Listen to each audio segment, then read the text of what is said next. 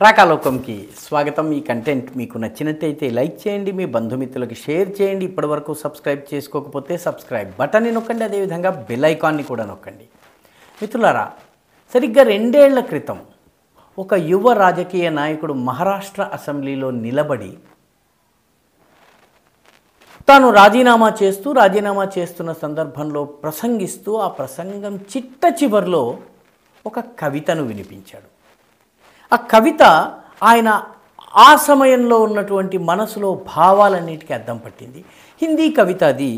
మేరే పానీ ఉతర్తా దేఖ్ మేరే కినారే per Ghar మత్ బసాలేనా. నా నీళ్లు వెనక్కి వెళ్ళిపోతున్నాయి, జలప్రవాహం తగ్గిపోతున్నది, కాబట్టి నా ఒడ్డున ఇల్లు కట్టుకునేటటువంటి తప్పిదాన్ని చెయ్యకు. ఎందుకంటే మై సమందర్ హూ, నేను సముద్రాన్ని. లౌట్ కర్ వాపస్ ఆవుంగా, సముద్రపు నీళ్లు వెనక్కి ఎంత వేగంగా వెళ్తాయో అంతే ఉద్ధృతంగా మళ్ళీ తిరిగి వస్తాయి.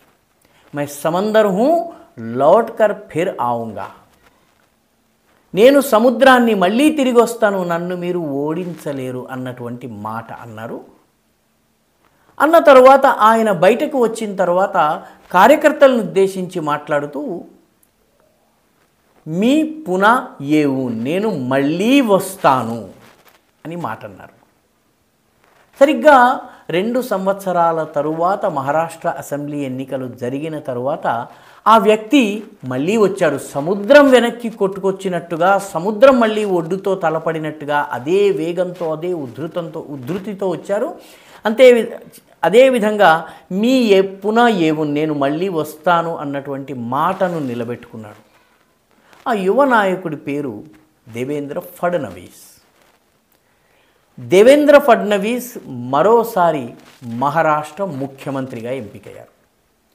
ఆయన ముఖ్యమంత్రిగా ఎంపిక అవడము, నేను మళ్ళీ తిరిగి వస్తానని చెప్పటము, ఆ తర్వాత తాను చెప్పిన విధంగానే పార్టీ ఘన విజయం సాధించటము, దాంతోపాటు కూటమి ఘన విజయం సాధించటము, ఇవన్నీ కూడాను ఆయన ఒక రకంగా ఆయన యొక్క కంబ్యాక్కి దారి తీసినాయి. అయితే కంబ్యాక్కి దారి తీసే సమయంలో ఆయన మరొక్క మాట అన్నారు. ఆ మాట ఏంటంటే, నేను అభిమన్యుణ్ణి, అయితే నేను ఆధునిక అభిమన్యుణ్ణి. నాకు పద్మవ్యూహంలో వెళ్ళడం మాత్రమే తెలుసునని అనుకోకండి. నేను వెళ్ళనుగలను, పద్మవ్యూహాన్ని ఛేదించనుగలను, ఎందుకంటే నేను ఆధునిక అభిమన్యుణ్ణి అన్నారు. ఆయన అన్నట్టుగానే 2 సంవత్సరాల క్రితము అధికారం నుంచి 5 రోజులు మాత్రమే ముఖ్యమంత్రిగా ఉన్న తర్వాత వదులుకోవలసి వచ్చింది. ఉద్ధవ్ బాలాసాహెబ్ ఠాకరే మోసం చేయటము, అదేవిధంగా అజిత్ పవార్ ముందు మద్దతు ఇచ్చి తరువాత మద్దతు ఉపసంహరించుకుని మళ్ళీ శరద్ పవార్తో కలవడం, ఈ నాటకీయ పరిణామాల మధ్య ఆయన పదవిని వదులుకోవలసి వచ్చింది. కానీ ఈసారి ప్రజలు ఎన్నుకున్నటువంటి దేవేంద్ర ఫడ్నవీస్ మళ్ళీ ముఖ్యమంత్రి అయ్యారు. అది ఏకగ్రీవంగా ఎన్నికయ్యారు. మొత్తం బీజేపీ సభ్యులందరూ కూడాను వేరే అభిప్రాయానికి తావు లేకుండా వాళ్ళు ఆయనని ఏకగ్రీవంగా ఎన్నుకున్నారు. చంద్రశేఖర్ బావన్కులే ఆయన మహారాష్ట్ర బీజేపీ అధ్యక్షుడు, అదేవిధంగా వినోద్ తావడే తన సీనియర్ నాయకుడు, పార్టీ జాతీయ కార్యదర్శి పదవిలో ఉన్నటువంటి వారు, వీళ్ళు కూడా ముఖ్యమంత్రి కావాలని కోరుకున్నప్పటికీ అటు ఎమ్మెల్యేలు కావచ్చును, ఇటు పార్టీ నాయకత్వం కావచ్చును, ప్రజలు కావచ్చును, దేవేంద్ర ఫడ్నవీస్ మళ్ళీ కావాలి అని కోరుకున్నారు. ఆయన మళ్ళీ ముఖ్యమంత్రి అయ్యారు. అయితే ఒక రకంగా చెప్పాలన్నట్టయితే మహారాష్ట్రకు మరో చాణక్యుడు వచ్చాడు. ఎందుకంటే మహారాష్ట్రలో ఇంత మటుకు శరద్ పవార్ని మాత్రమే చాణక్యుడని చెప్పేవారు. సొంత బలము లేకపోయినా, పూర్తి ఎమ్మెల్యే లేకపోయినా అక్కడి నుంచి కొందరిని, ఇక్కడి నుంచి కొందరిని కలిపి చేసి మొత్తానికి కూడికలు తీసివేతలు చేసి ప్రభుత్వంలో ఉండడము, లేదా కింగ్ మేకర్గా ఉండడం అనేది శరద్ పవార్ చేశారు. ఇప్పుడు శరద్ పవార్ తరువాత అపర చాణక్యుడిలాగా కింగ్ మేకర్గాను మహారాష్ట్ర రాజకీయాలను శాసించగలిగే స్థాయికి దేవేంద్ర ఫడ్నవీస్ వచ్చారు. అయితే దేవేంద్ర ఫడ్నవీస్ మూలాలు కూడా మనం తెలుసుకోవలసిన అవసరం ఉంది. పూర్తి ఆర్ఎస్ఎస్ నేపథ్యంలో ఏబీవీపీ కార్యకర్తగా, ఆర్ఎస్ఎస్ కార్యకర్తగా గ్రౌండ్ లెవెల్ నుంచి పనిచేసినటువంటి వ్యక్తి దేవేంద్ర ఫడ్నవీస్. ఆయన తండ్రి అయినటువంటి గంగాధర్రావు ఎమ్మెల్సీగా ఉండేవారు.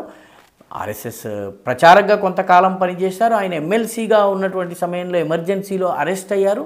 అరెస్ట్ అయిన సమయంలో అప్పుడు దేవేంద్ర ఫడ్నవీస్ చదువుతున్నటువంటి స్కూల్ పేరు ఇందిరాగాంధీ స్కూల్. మా తండ్రిని అరెస్ట్ చేసిన ఇందిరాగాంధీ పేరున్న స్కూల్లో నేను చదవను అని చెప్పి సరస్వతి విద్యామందిర్లో చదివారు ఆయన. ఆ తర్వాత ఏబీవీపీలో పనిచేశారు. ఆ తర్వాత బీజేపీలో వెళ్ళారు. కార్పొరేటర్, నాగపూర్ మేయర్, ఇటువంటి అనేక బాధ్యతలు నిర్వహించిన తరువాత ఆయన ఎమ్మెల్యే అయ్యారు. ఆ తర్వాత మొదటిసారి ముఖ్యమంత్రి అయ్యారు. చాలా సమర్థుడైనటువంటి అడ్మినిస్ట్రేటర్గా, క్రైసిస్ మేనేజర్గా, టాస్క్ మాస్టర్గా ఆయన పేరు పొందారు. ఈసారి మళ్ళీ ఘన విజయం సాధించారు. మహాయుతి కూటమి ఒక రకంగా బాలారిష్టాల్ని దాటిందని చెప్పవచ్చును. ఎందుకంటే ఏకనాథ్ షిండే పదవిని వదులుకోవడానికి, ముఖ్యమంత్రి పదవి వదులుకోవడానికి పెద్దగా ఇష్టపడలేదు. ఆయనకి కొందరు రెచ్చగొట్టినట్టుగా కూడాను తెలుస్తోంది. ఎవరు రెచ్చగొట్టారు ఏమిటి అన్నది అప్రస్తుతం, కానీ మొత్తానికి ఆయన దారిలోకి వచ్చారు. అజిత్ పవార్ కూడా దారిలోకి వచ్చారు. లేకపోయినట్టయితే ఆ కావలసినటువంటి 6-7 సీట్లని వేరే పార్టీల నుంచి సంపాదించి, పూర్తి మెజారిటీ సంపాదించి, ఈ పార్టీల మీద ఆధారపడకుండానే దేవేంద్ర ఫడ్నవీస్ ప్రభుత్వాన్ని ఏర్పాటు చేసే స్థితి వచ్చింది. అందుకనే వీళ్ళు కూడా దారిలోకి వచ్చారు. కేంద్ర ప్రభుత్వంలో ఉన్నటువంటి బీజేపీ వ్యవహారాలు చూస్తున్నటువంటి అమిత్ షా కానివ్వండి, వీళ్ళు కూడా చాలా దృఢంగా వ్యవహరించారు. అయితే ఈ రెండవసారి ముఖ్యమంత్రిగా దేవేంద్ర ఫడ్నవీస్ ఎంపిక కావడము, నేను వస్తాను అని చెప్పి ఆయన చెప్పారు. ఆ చెప్పినట్టుగానే మళ్ళీ ఆయన తిరిగి వచ్చారు. ఇక్కడ గమనించాల్సినటువంటి విషయం ఏంటంటే, మహారాష్ట్రలో ఈ విజయము ఒక వ్యక్తిది కాదు. దేవేంద్ర ఫడ్నవీసో లేకపోతే ఇంకొకరు. దేవేంద్ర ఫడ్నవీస్ నిజానికి చాలా కష్టపడ్డ మాట వాస్తవము.